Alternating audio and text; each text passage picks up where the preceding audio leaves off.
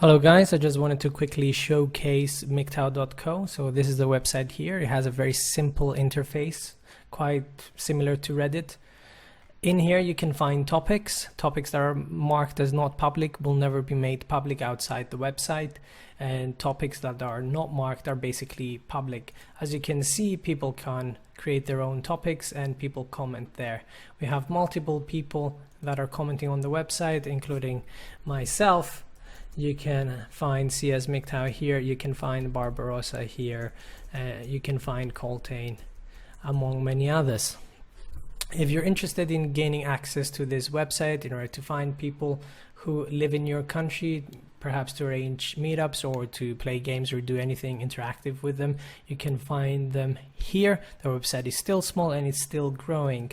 The address will be found in the description if you're interested, and in order to gain access, since the website is invitation only, you need to email myself directly on the email address provided below. The address is nico.chosky@gmail.com. Thank you guys and take care. Hello guys. Today I want to cover a topic that I don't believe has ever been addressed. Today I want to talk about propaganda and how it takes form within the context of the manosphere. I want to address this topic in such a way so that we can have a much more balanced view of how the topics we discuss create identities that are meant to unite us but end up dividing us. I'm hoping that by pinpointing the propaganda elements that exist inside the manosphere towards groups within it and also towards the rest of the world, we can learn to be fairer in our assertions. I truly believe that knowledge provides you with the means in order to free yourself, but one-sided or biased knowledge is a recipe for creating your own mental prison. After all, I believe if you're trying to break away from one doctrine that dictates the rules in your life, you shouldn't necessarily replace it with another one. Before we start, let's first define what propaganda is. Propaganda is the mass suggestion or influence by emotional manipulation of an individual. This is achieved by 1. Inducing stereotypes, 2. Substitution of names in order to facilitate scapegoating and scaremongering, 3. Selected facts presentation, 4. Repeating the same messages in various forms, 5. Presenting assertions instead of rational arguments, 6. And lastly, pinpointing an enemy. If you were to take the time, sit back and really think about this topic, you can see how real it is and how pervasive this phenomenon is within the context of the manosphere. It's also in a way unavoidable, since we do use our own special lingo to describe things. Words and phrases such as gynocentrism, male mother need, mental point of origin, etc. describe specific aspects of behavior, and a shorthand is indeed necessary to describe such complex issues without having to write a thesis each time we talk about them. However, this special manosphere lingo can also be used in ways that it becomes quite divisive towards other parts of the manosphere and also society itself. Think of these descriptive terms: blue pillar, mangina, white knight, pigtow, mistow. These terms are divisive, and through them we do go to the outright ridiculous phrases coined by people. Women are cockroaches, and women are inherently evil, and many others. The language used to differentiate us from many groups has historically been used to dehumanize the enemy. You see, humans respect other humans. If someone is portrayed as less than human, though, it's easier to hate them. I'm not arguing this for the sake of sentiment, but rather I'm arguing it for accuracy's sake. For those that really know me, you can tell that I don't so much care about sensitivities, but rather I would, if I could, avoid the emotional arguments to explain what we observe in a light that neither paints something as good nor bad. So, who the fuck is the enemy here? Well, according to the flavor of the manosphere you're in, it's the government, women, MGTOW, MRAs, PUAs. The enemy is everyone and the enemy is everywhere. Other than the language used, there are perhaps stereotypes that are commonly used that are entirely unhelpful and many times quite inaccurate. One of the main ones coming from the MGTOW community, for example, is that women are evil, and that's the end of the story. That is a harsh assertion and an entirely inaccurate one.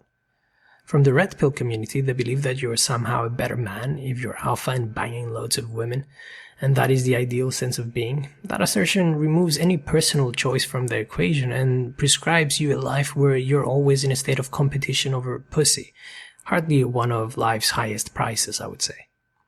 It is understandable that emotions occasionally run high because people tend to actually take these concepts on, and depending on the community that they're in, they identify themselves with it. The manosphere is a couple of 100,000 men across the globe. Inside the wider scope of the manosphere, there are fuckloads of subcultures and small communities that have emerged. Those communities have very minute differences between them, and it is weird that we cannot exist in some weird form of harmony amongst ourselves. But we don't, and we won't. Humans identify themselves with cultures, and part of that culture is seeing ours as good and everything else as bad. If we were truly honest with ourselves, even when it came to the political spectrum, you would be left-wing on some things and right-wing on other things, and perhaps fucking Green Party on some other topics. You're not an identity, a party, or an ideology. You yourself are a person. When people embody so much of an ideology, they lose parts of their own identity, parts that were perhaps or could perhaps be useful to them. Life is not black and white, and no person is the same or will have the same views as someone else.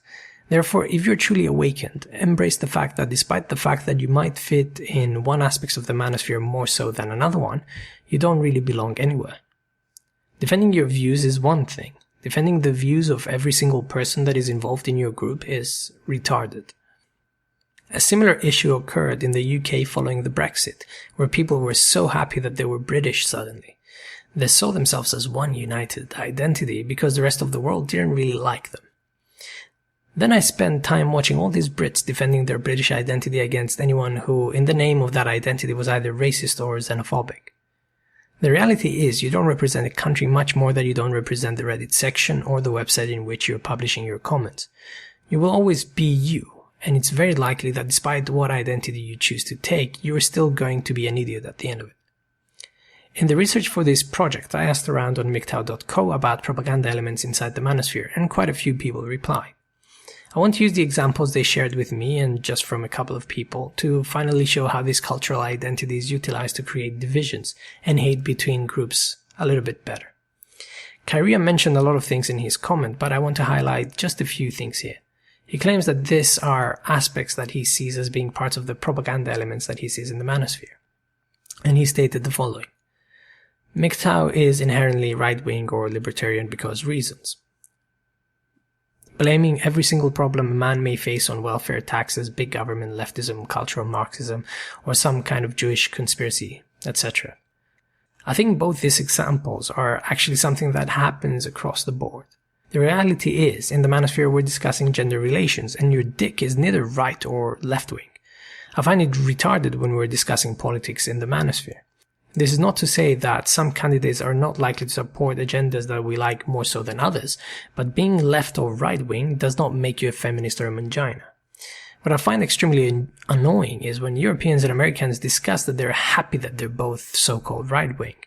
A European claiming he's right-wing because he's supporting a right-wing party is as much right-wing as a communist is in the United States.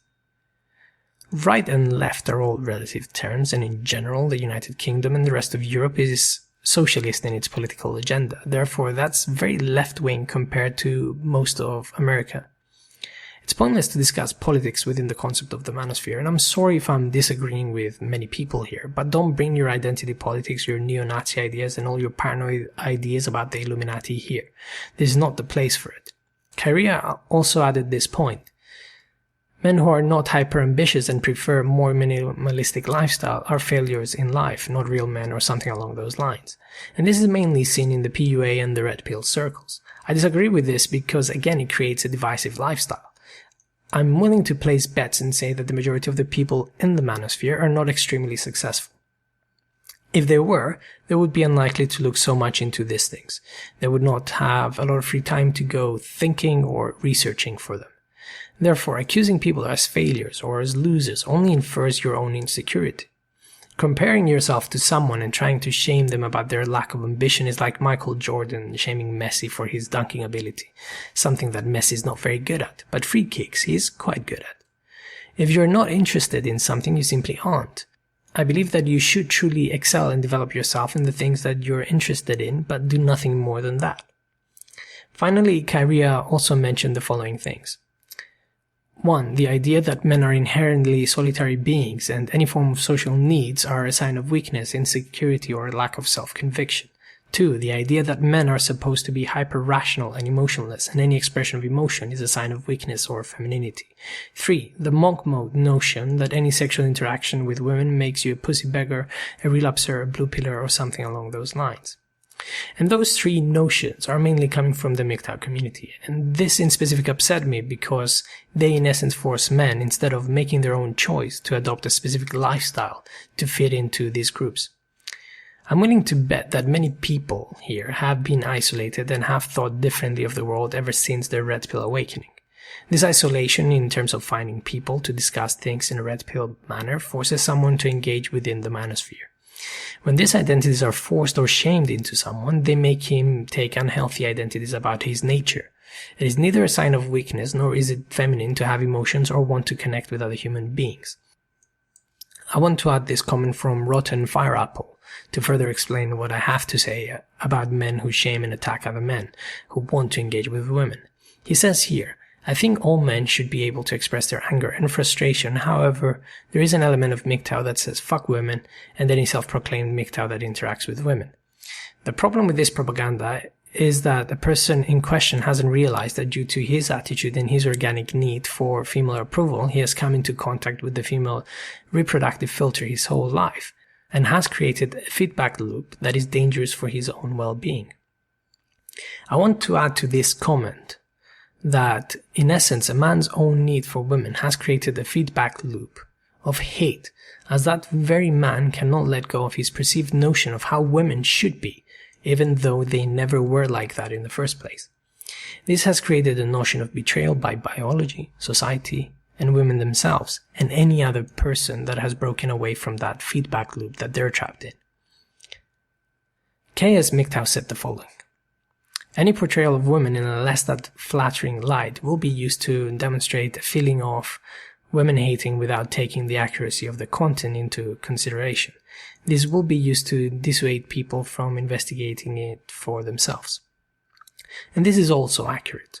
Sometimes accurate portrayals of behavior may be seen in a harsh light from areas of the manosphere where such language is very rarely used.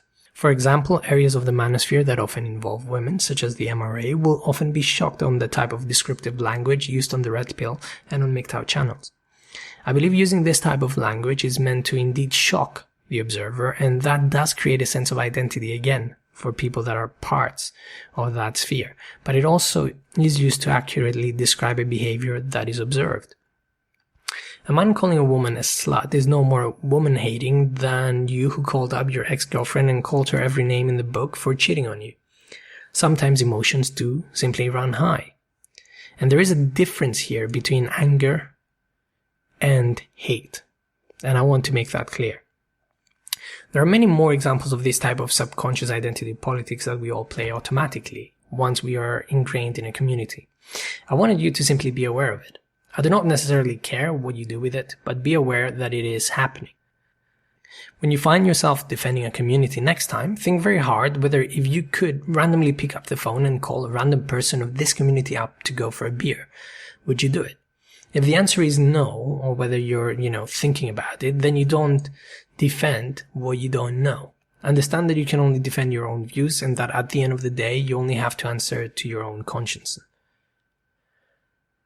That's all I had to say. Thank you very much, guys, and take care.